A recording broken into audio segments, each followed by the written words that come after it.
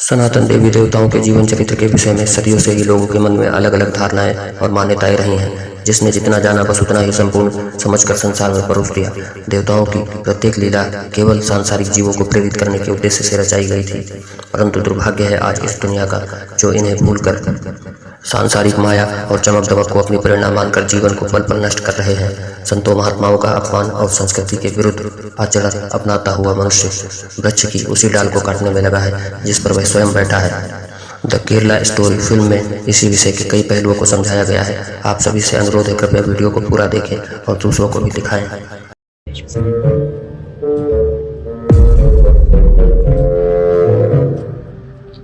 Sorry guys, मुझे नहीं पता था कि तुम लोगों में ऐसा कुछ रिचुअल होता है।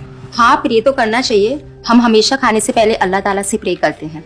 यस, रिचुअल नहीं स्पिरिचुअल। हम ही पहले भगवान को भोग ऑफर करते हैं और उसके बाद प्रे करके खाते हैं। लेकिन तुम्हारा भगवान यहाँ आके कैसे खा सकता है? जैसे वो तुम्हारी दुआ कानों से सुन सकता है, वो वैसे ही यहाँ पर आके खा भी सकता है।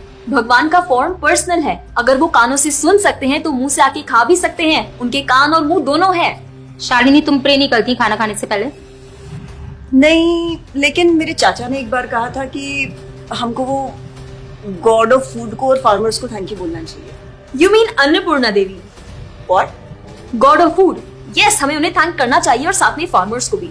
But I believe in watering the roots. देखो, हम हमेशा क्रिएशन को तो अप्रिशिएट करते ही हैं, लेकिन हम क्रिएटर को ना अप्रिशिएट करना भूल जाते हैं। अभी सोचो, पानी ना हो, हवा ना हो, उपजाऊ मिट्टी या धरती माँ ना हो तो फार्मर क्या कर लेगा? So I believe that we should be thanking the Creator, the Lord, who is providing us with all the basic necessities. Point. अब तुम किस किस को थैंक करेगा? वैसे भी तुम्हारे 33 करोड़ तो देवी देवता है। बताओ किस किस को थैंक करेगा तुम? और शांति, तुम बताओ, तुम किस गॉड को मानता है? मैं ऐसे किसी गॉड को नहीं मानती, लेकिन I think Shiva is a big god. See, I am very sorry, but आपने अपने वो बड़े भगवान का स्टोरी तो सुना होगा ना, जहाँ वो अपनी मरी हुई वाइफ को शोल्डर पर लेकर पूरे इंडिया का चक्कर लगा रहा है। अब तुम मुझे बताओ, जो गॉड अपनी वाइफ के मरने पे ऐसे कॉमन मैन की तरह रोता है, वो गॉड हो सकता है क्या? अच्छा, may be, I don't know much about this story, but he is very famous and north में तो राम जी भी बहुत फेमस है ना। उनका स्टोरी तो तुमको पता होगा ना, सबको पता है। उनकी वाइफ को रावण ले गया था। हाँ, पता है। अब तुम मुझे बताओ, वो गॉड है? वो अपनी वाइफ को भी अकेला नहीं बचा के ला सकता। उसको अपनी वाइफ को बचाने के लिए भी वानर सेना की हेल्प चाहिए, और उस वानरों को भी तुम पूछता है। I am sorry. और गीता, तुम कृष्ण को मानती हो, और वो तो हर लड़की के साथ रासलीला करते रहते थे। ऐसा कैसा कैरेक्टर है गॉड का जिसे हर लड़की से प्यार हो जाता है? और वो खुद डर के अपना जन्मस्थान छोड़कर चले गए थे। गॉड को कभी डर लगता है क्या? और जिसे खुद डर लग रहा है वो तुम लोगों की हेल्प कैसे करेगा? शिट यार, this is so complicated and confusing. It is confusing because you are following the wrong path. It is very beautiful and sacred. I will show you the right path. Enough, Asifa. I know what you're trying to do. And Shalini, कुछ भी confusing नहीं है। You know what the problem is कि तुझे पता ही नहीं है, क्योंकि तूने आज तक शास्त्र ही नहीं पढ़े हैं। तो पता कैसे चलेगा कि क्या सही है और क्या गलत? जन्म कर्म च मे दिव्यम एवं योवेति तत्वतः त्यक्त्वा देहम पुनर्जन्म नैति मामेति सो अर्जुन। भगवान की लीलाओं को समझना इतना आसान नहीं है। उसके लिए शास्त्रों का अध्ययन करना पड़ता है, और वो भी एक प्रामाणिक गुरु के अंडर रह के उनकी शरण लेके। अब अगर तुमने शास्त्र पढ़े होते तो तुमको ये पता होता कि शिव जी ने जो इमोशंस उसमें दिखाए थे वो शोक नहीं, विरह था। विरह विरह दोनों सेम नहीं होते क्या? Let's start from the basics. शोक इज मटेरियल एंड विरह इज स्पिरिचुअल। शोक ना दुख की अनुभूति कराता है, whereas जो विरह है उसमें जो सेपरेशन की फीलिंग होती है ना, वो सुख का अनुभव कराती है। भगवान भगवत गीता में ना शोक करने वाले व्यक्ति को मूर्ख बताते हैं। गतासुन अगतासुंश्च नानुशोचन्ति पंडिता। A wise man never laments for the living not for the dead. Bhagavad Gita chapter 2 text 11। अपनों की मौत पे आंसू बहाना शोक है, लेकिन वहीं रामायण देखते देखते जो आंसू निकले ना, वो विरह है। विरह, और ऐसे विरह से हमारा भगवान के प्रति प्रेम बढ़ता है। तो जिस तरह से शिव जी ने विरह को दिखाया था, उसी तरह राम जी भी सीता मैया के जाने के बाद विरह में भटकते हुए रो रहे थे। और यही नहीं, सीता देवी इतनी प्योर है ना कि उन्हें राम जी के अलावा कोई टच भी नहीं कर सकता था। रावण जिनको लेके गया था वो छाया सीता देवी थी। असली सीता देवी तो अग्नि में समा गई थी, और वो अग्नि परीक्षा के वक्त बाहर आई थी। और आसिफा, तू क्या बोल रही थी? भगवान राम को अपनी पत्नी को बचाने के लिए वानरों की मदद लेनी पड़ी थी। I mean, God is all powerful, right? हाँ, आई मीन वो अकेले भी तो मार सकते थे ना। यार शालिनी, अगर तूने कभी रामायण पढ़ी होती तो तुझे पता होता जब खर और दूषण आए थे अपने 15,000 ऐसे दानवों के साथ जो इंसान को खा जाते थे, उन सब के साथ राम जी ने अकेले बिना किसी की हेल्प के उन सब के चिथड़े उड़ा दिए थे। अब ऐसे राम के लिए रावण को मारना मुश्किल है क्या? हाँ, लेकिन बाद में वानरों की हेल्प क्यों ली? उनको अपनी सेवा में लगाने के लिए, उनकी ग्लोरीज बढ़ाने के लिए। अरे उन्होंने तो एक छोटी सी गिलहरी तक को अपनी सेवा में लगा लिया था। What? कभी पढ़ा हो तो पता हो ना। खैर, और हम हनुमान जी की पूजा इसीलिए करते हैं क्योंकि भगवान तक पहुंचने का रास्ता उनके भक्तों की सेवा है। जब भगवान देखते हैं कि मेरे भक्तों का गुणगान हो रहा है या कोई सेवा कर रहा है तो वो बहुत खुश होते हैं। जैसे मैं तेरी मॉम के सामने अगर तेरी तारीफ करूं तो वो खुश होती है ना। पॉइंट।